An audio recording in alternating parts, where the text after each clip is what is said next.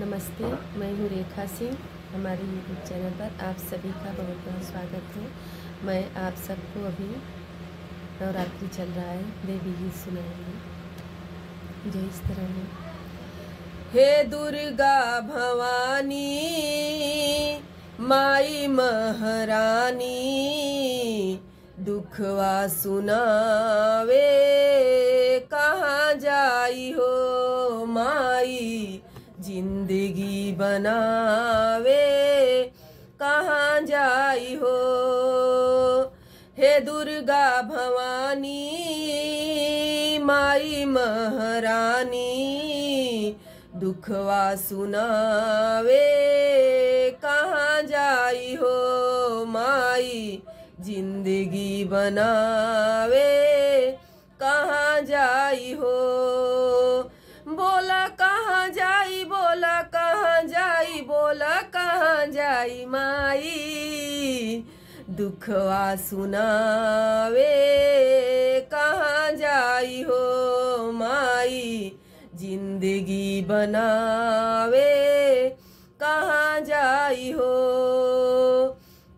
केतनन के तरलू जिंदगी संवरलू, ममता के छाव दई के दुख से उबरलू, ममता के छाव दई के दुख से उबरलू।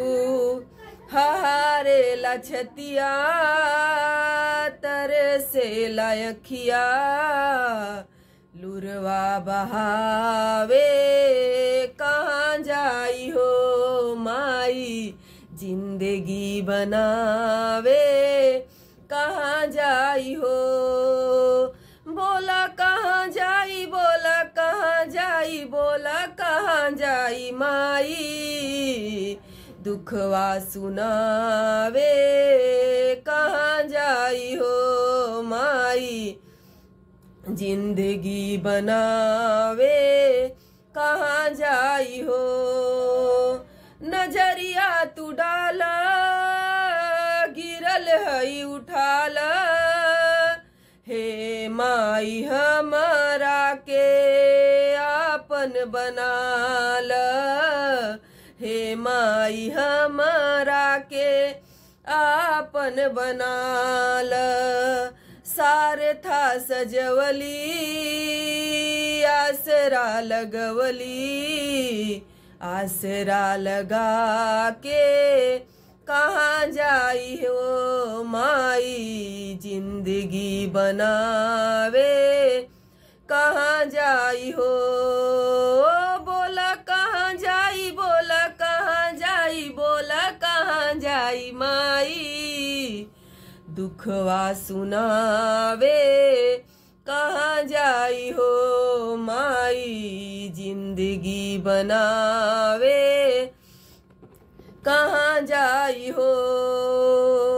करम ना सवारी छोड़ब ना दुआरी, हम सब बोले मैया बन के पुजारी, हम सब बोले मैया बनी के पुजारी। झोली बखाली भर दे सेरा वाली, झोली फैलावे कहाँ जाई हो माई, जिंदगी बनावे कहाँ जाई हो। बोला कहाँ जाई, बोला कहाँ जाई, बोला कहाँ जाई माई, दुखवा सुनावे कहाँ जाई हो माई, जिंदगी बनावे कहाँ जाई हो। हे दुर्गा भवानी माई महारानी, दुखवा सुनावे कहाँ जाई हो माई, जिंदगी बनावे कहाँ जाई हो।